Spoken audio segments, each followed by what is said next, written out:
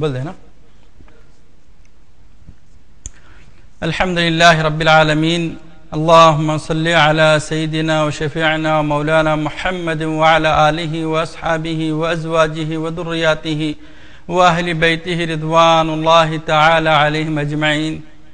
اما بعد. السلام علیکم ورحمۃ اللہ تعالی وبرکاتہ. مشاہدین الکرام، اللہ سبحانہ و تعالی کا بہت بہت فضل و کرم ہے کہ ہم اللہ سبحانہ و تعالی کے کلام کو پڑھتے بھی ہیں اور سنتے بھی ہیں. یہ اللہ سبحانہ و تعالی کی بہت بڑی ہدایت ہم کو ہے کہ اللہ سبحانہ و تعالی نے ہم کو ان لوگوں میں چن لیا ہے. اب آپ کے سامنے نشا کیبل کے واسطے سے اسماء اللہ الحسنی کا جو سلسلہ جاری ہے، جس میں آج ہم اسم اللہ، صفت اللہ رزاق کی آپ کے سامنے مختصر تفسیر رکھتا ہوں. اللہ جل جلالہ الرحمن جل جلالہ الرحیم جل جلالہ الملک جل جلالہ القدوس جل جلالہ السلام جل جلالہ المؤمن جل جلالہ المہیمن جل جلالہ العزیز جل جلالہ الجبار جل جلالہ المتکبر جل جلالہ الخالق جل جلالہ البارئ جل جلالہ المصور جل جلالہ الغفار جل جلالہ الوہاب جل جلالہ الرزاق جل جلالہ وجل شانہ. آپ کے سامنے جتنے اسماء کی میں نے تلاوت فرمائی ہے، اتنے اسماء کی تفسیر ہو چکی ہے. اللہ سبحانہ و تعالی جتنے بھی اشخاص ان اسماء کی صفات کو سماعت فرمائے ہیں، اس سے اللہ سبحانہ و تعالی کی وحدانیت کا یقین ان کے دلوں میں جو آیا ہے، اللہ سبحانہ و تعالی ان کو اس پر ثابت قدمی کے ساتھ میں اللہ سبحانہ و تعالی کی رحمتوں کے ساتھ وابستگی نصیب فرمائے. آج آپ کے سامنے صفت رزاق کی تفسیر رکھتا ہوں. رزاق وہ ذات مطلق ہے جس نے رزق اور کھانے والے پیدا کیے اور رزق کے اسباب عنایت فرمائے. رزق کی دو قسمیں ہیں، ظاہری اور باطنی. ظاہری سے اجسام کی قوت، واسطے تکلیف عقلی اور اختصار اسباب و نبات وغیرہ ہے جو بقائے جسم کے لیے ہیں. یعنی اللہ سبحانہ و تعالی رزاق ہے. اب رزق کے اسباب پیدا کیا ہے. انسان جب محنت کرتا ہے تو اس کو رزق حاصل ہوتی ہے. بعض لوگ بہت معیوب بات ہے کہ رزق کما رہے ہیں، اس کے باوجود بولتے ہیں ہمارے پاس رزق میں جو تو برکت نہیں ہے. تو پہلی چیز یہ ہے کہ ایمان باللہ، اللہ کی وحدانیت کے اوپر ایمان رکھنا ہے کہ یہ جو رزق آیا ہے ہمارے پاس اللہ سبحانہ و تعالی کے فضل و کرم سے آیا ہے. دوسرا، جو رزق کی برکت ہمارے پاس نہیں رہ رہی ہے، ایک تو ناشکری کی وجہ سے اس کے اندر کمی واقع ہوتی ہے، دوسری ہماری جہالت کی وجہ سے اس میں رزق میں تو کمی واقع ہوتی ہے. اس کا مطلب یہ ہے کہ ہم رزق کو کما رہے ہیں، گھر میں پیسہ آ رہا ہے، برکت آ رہی ہے، لیکن اس کا ہمارے پاس جو افلاس جو گھروں میں ہو گیا ہے وہ کیا ہے؟ زیادہ اسراف کی وجہ سے ہو رہا ہے. تنگ دستی کب واقع ہوتی ہے؟ جو غیر ضروری چیزوں کے پر آپ خرچہ کر دیں گے تو پھر مفلسی آئیں گی، اور مفلسی کی اصل وجہ یہ ہے بے جا تصرف اموال کا، یہ چیز ہوتی ہے. تو اللہ سبحانہ و تعالی تکلیف عقلی کے ذریعے رزق کو مہیا فرما رہا ہے. تو اب مثال کے طور پہ اللہ سبحانہ و تعالی رزاق ہے، آپ درخت کے سامنے کھڑے گئے یا درخت کے نیچے کھڑے کے بولے پھل میرے پیٹ میں آ جائے، میرے منہ میں آ جائے اور میں کھا لوں تو میں جب اللہ کو رزاق مانوں. یہ نہیں ہے، بلکہ تکلیف عقلی، یعنی انسان کو چاہیے کہ وہ درخت پر سے اس پھل کو توڑے اور پھر جو تو اس کا استعمال کریں. یہ اور جیسا نباتات، جیسا اسباب نباتات کا مطلب ہے انسان جو تو ہری چیزیں ہی کھاتا ہے، پتھر یا دوسری لکڑی وغیرہ تو کھا نہیں سکتا، سمجھے، نہ ہی یہ اس کی غذا کہلاتی ہے. تو اللہ سبحانہ و تعالی کیا ہے؟ تکلیف واسطے تکلیف عقلی اور اختصار اختصار اسباب، نبات وغیرہ، اختصار اسباب یعنی پیسے کو جو تو کمانا ہے، عقل کے ساتھ میں کمانا ہے، محنت کر کے کمانا ہے، ہنر کے ساتھ کمانا ہے، فن کے ساتھ کمانا ہے، سمجھے، پھر اس کا جو ہے استعمال لے کر آنے کا ہے۔ یہ کیا، اس سے کیا ہوتا ہے، یہ ظاہری رزق کی آپ کے سامنے میں گفتگو کر رہا ہوں، اس سے بقائے جسم ہے، اس سے جسم کی بقا رہتی ہے۔ کھانے والے کو اپنے مقام اور نیت کو پیش نظر رکھنا چاہیے، جو آدمی کھانا کھا رہا ہے اس کی نیت کو پیش نظر رکھنا ہے کہ اللہ تعالی ہی کھلاتا ہے، اور وہ خود نہ حسن کھاتا ہے نہ معنویاً کھاتا ہے۔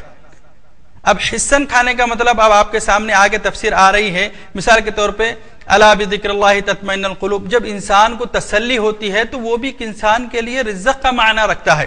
یہ حسن رزق ہوا، معنویاً یعنی وہی رزق، جیسا کہ اب رزق کے انواع نام ہے، بریانی کھا رہے ہیں، کھچڑی کھا رہے ہیں، خشکا کھا رہے ہیں، یہ انواع ہے، یہ نام ہے اس کی غذا کے۔ تو اللہ سبحانہ عز وجل کوئی قسم کا ایسا رزق نہیں کھاتا، اور یہ صفات اللہ تعالی کے علاوہ کسی اور میں نہیں ہے۔ اس لیے اللہ تعالیٰ نے اشیاء ایجاد کر کے عقل کو نور سے پیدا کیا۔ دیکھیے اب آپ کے سامنے جتنی میں معنی اس کے رکھ رہا ہوں، یہ کیا ہے، نور ہے، العلم النور، تعلیم کیا ہے، علم کیا ہے، نور ہے۔ تو اس کو اللہ سبحانہ وتعالی عقل کو کیا کرا ہے، نور سے روشن کیا ہے۔ جب انسان کے سامنے تسلی بخش بات کی جاتی ہے، یقین دلایا جاتا ہے، تو یہ بھی کیا ہے، راستہ ہے، یہ بھی ایک قسم کی روشنی ہے، سمجھے۔ تو اللہ سبحانہ وتعالی انسان کو انسان کی عقل نور سے جو ہے تو پیدا کیا ہے۔ اللہ تعالیٰ نے دقائق عالم اور موجودات میں اسرار رکھے ہوئے ہیں، دراصل نفس ہی علوی اور سفلی صورتوں کی آئینہ داری کرتی ہے۔ علوی اور سفلی یعنی آسمان ہے، ایک آسمان، دو آسمان، سات آسمان، پھر اس کے اوپر عوالم ہے، اس کے اوپر فرشتے ہیں، وہاں پر جنت ہے، وہاں پر جہنم ہے، یہ کیا کر رہی ہے، علوی ہے۔ اور سفلی سے مراد میں آپ کے سامنے کئی مرتبہ کہہ چکا ہوں، سفلی سے مراد نیچی چیز کو کہتے ہیں، سفلی نیچے والی، جیسا زمین ہے، زمین کے اوپر جتنی اشیاء پھیلے ہوئی ہیں، یا زمین کے نیچے بھی چیزیں ہیں۔ اب آپ کے سامنے میں کہہ رہا ہوں زمین کے نیچے چیزیں ہیں تو آپ کو یقین آیا، تو یہ کیا کر رہا ہے، یہ آئینہ داری کرا رہا ہے آپ کو، اور ہر صورت ایک حقیقت ظاہر کرتی ہے جو اس کی غذا ہے۔ اطمینان انسان کو جب ہو جاتا ہے تو کیا ہوتا ہے، وہ اس کے لیے غذا ہوتی ہے۔ تو ظاہری غذا کھانے پینے جو اشیاء ہمارے سامنے آتے ہیں، دسترخوان پر آتے ہیں، اور جو باطنی غذا ہے وہ روحانی غذا کہلاتی ہے، وہ اس طرح کی غذا کہلاتی ہے۔ رزاق اللہ سبحانہ وتعالی، انواع رزق اللہ عز و جل کے پاس میں ہے۔ قلب محل تصرف ہے، جو دل ہے انسان کا، یہ تصرفات کا محل ہے۔ جو نفس و روح سے عقل صادر ہوتی ہے، نفس سے اور عقل سے ایک چیز کا جو تو نکلنا، صادر ہونا یعنی وہاں سے ایک چیز کا جو ہے تو نکلنا، عقل کا، معنی کا، سمجھ کا، پھر اس کے بعد میں آدمی اس کے اوپر چلنا، تاکہ پاکیزگی اور انوار حروف ظاہر ہو اور نور ایمان اضافہ ہو۔ ارشاد باری تعالی ہے، الا بذکر اللہ، الا بذکر اللہ تطمئن القلوب، کیا یاد الہی سے دل مطمئن نہیں ہوتے؟ یہی رزق باطنی ہمیشہ باقی رہتا ہے جو حقیقت ربانی سے متصل ہے۔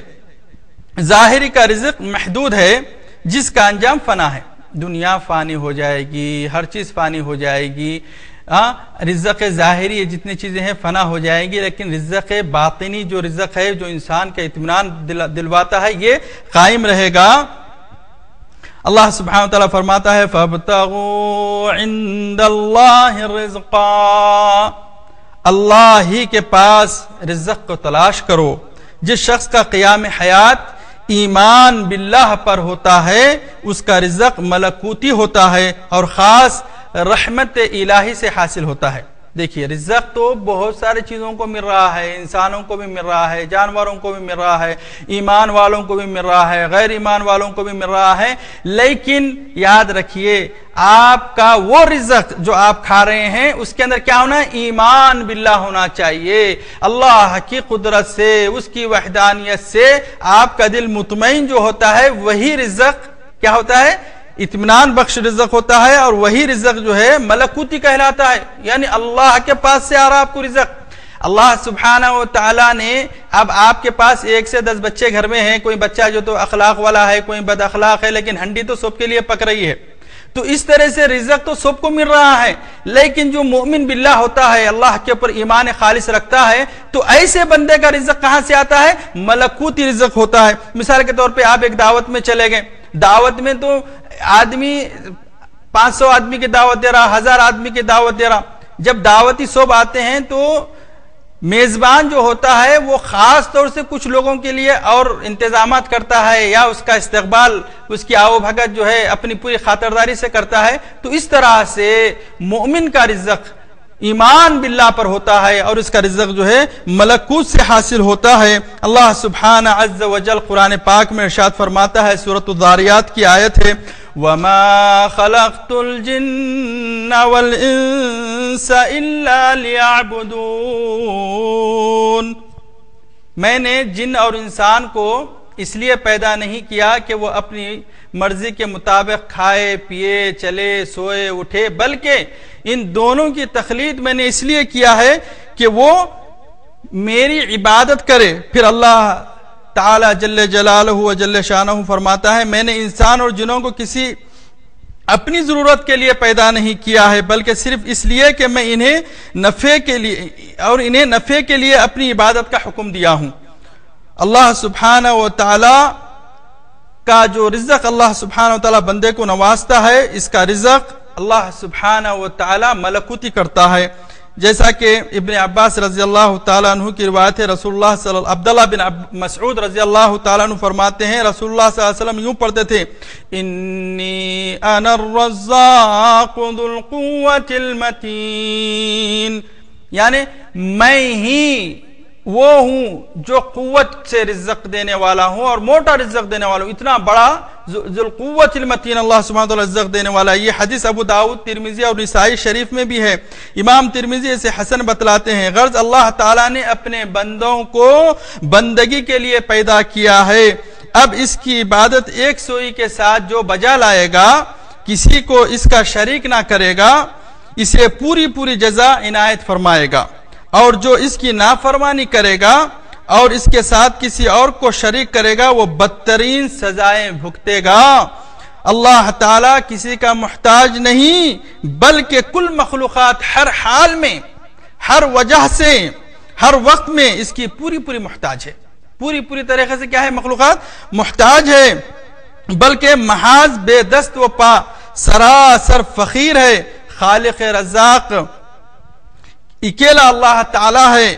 مسند احمد میں حدیث قدسی ہے کہ اے ابن آدم، میری عبادت کے لیے فارغ ہو جا، چھوڑ دے دنیاؤں کی بیکار گشت کرنا، دوستوں کے ساتھ میں رات گزار دینا، مؤذن کا اللہ اکبر اللہ اکبر، اللہ بڑا ہے، اللہ بڑا ہے، حی علی الفلاح حی علی الصلاح حی علی الفلاح فرما رہا ہے. آؤ کامیابی کی طرف، آؤ اللہ کی عبادت کرنے کی طرف. آپ سونے کے لیے جا رہے ہیں گھر میں، سمجھے؟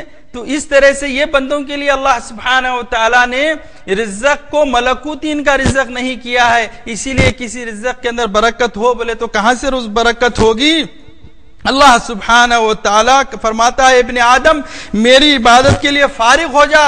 اللہ کی عبادت کے لیے میں تیرا سینہ تونگر اور بے نیازی سے بھر دوں گا، اور تیری فقیری روک دوں گا، تیرے قریب کوئی فقیری کو آنے نہیں دوں گا. اور اگر تو نے ایسا نہ کیا تو میں تیرے سینے کو اشغال سے بھر دوں گا. اشغال یعنی فکروں سے بھر دوں گا، پریشانیوں سے بھر دوں گا، دنیا کے اندر ہی تجھ کو مشغول کر دوں گا، غافلوں میں تجھے کر دوں گا. اعوذ باللہ من ذالک. اور تیری فقیری کو ہرگز بند نہ کروں گا. جوان بچے ہیں، کام کرنے کی عمر ہے لیکن بیکار بیٹھے ہوئے ہیں. اس کی وجہ کیا ہے؟ اللہ کے گھر کو چھوڑے ہوئے ہیں. مؤذن اللہ اکبر فرما رہا ہے، آپ کام اکبر ہے بول رہے ہیں. اگر اللہ اکبر کے ساتھ آپ بھی اللہ اکبر کہیں گے تو اللہ سبحانہ و تعالی تمہاری تونگری کو اکبر کرے گا، تمہاری فقیری کو اصغر کرے گا، تمہاری فقیری کو دور کر دے گا. اور ابن ترمذی اور ابن ماجہ کی حدیث شریف ہے، نبی کریم صلی اللہ علیہ وآلہ وسلم فرماتے ہیں، کسی کام میں آپ جو ہے مشغول تھے رسول اللہ صلی اللہ علیہ وسلم یا کوئی دیوار بنا رہے تھے. یہ حضرت حبا اور حضرت سوا رحمت اللہ رضی اللہ تعالیٰ عنہ فرماتے ہیں یا کسی چیز کو درست کر رہے تھے, ہم بھی آپ کے کام میں لگ گئے. جب کام ختم ہوا تو آپ صلی اللہ علیہ وآلہ وسلم نے ہمیں دعا دی اور فرمایا سر ہل جانے تک روزی سے مایوس نہ ہونا. یعنی ہمارے پاس تو ایک مہینے کی روزی کا فاقہ گزر رہا ہے اور ہم آنے والے مہینے کی روزی کی جو تو تلاش کر رہے ہیں, جبکہ اللہ کے رسول صلی اللہ علیہ وسلم ہم کو اپنے رب واحد سے جو تو اطمینان دلا رہے ہیں, کہہ رہے ہیں کہ جب اللہ کے آپ مومن بندے ہو چکے, ایمان باللہ آپ کا کامل ہو چکا ہے, تو اللہ سے ایسا سر اٹھانے تک بھی مایوس نہیں ہوتے اور نہ ہی ہونا چاہیے. دیکھو انسان جب پیدا ہوتا ہے, رسول اللہ صلی اللہ علیہ وآلہ وسلم فرما رہے ہیں, دیکھو انسان جب پیدا ہوتا ہے تو ایک سرخ بوٹی ہوتا ہے, ماں کے پیٹ میں ایک تھوڑا سا لوتھڑا ہوتا ہے, بدن پر ایک چھلکا بھی نہیں ہوتا, پھر بھی اللہ تعالیٰ اسے سب کچھ دیتا ہے. مسند احمد کی روایت ہے. اللہ سبحانہ و تعالیٰ رازق الرحیم ہے. اللہ سبحانہ و تعالیٰ سے ہی رزقوں کو طلب کرو اور اللہ کے طرف ہی رزق کو تلاش کرو.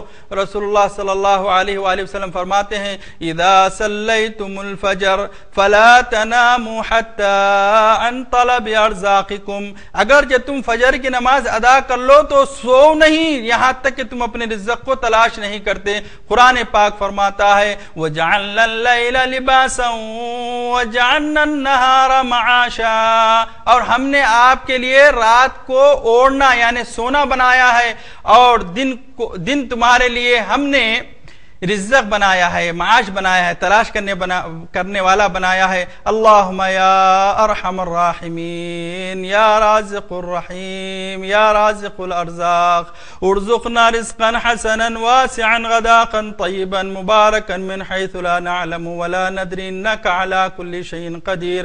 یا اللہ یا رب العزت یا جل جلالہ جل شانہ ہمیں رزق نصیب فرما, ملکوتی رزق سے ہمیں نواز, ہم کو جو رزق دے رہا ہے اس کے اندر برکت عطا فرما, ہمارے گھروں میں برکت نازل فرما. یا رب العالمین ہم سب مسلمانوں کو ایک اور نیک بنا دے. یا رب العالمین ہمیں تیری عبادت گزار بندوں میں شامل فرما اور تیرے اسماء اور صفات کی جو ہے تو ہمیں معرفت سے نواز. وصلی اللہ تعالی علی خیر خلق سیدنا شفیعنا مولانا محمد وعلی آلہ واصحابہ اجمعین والحمد للہ رب العالمین.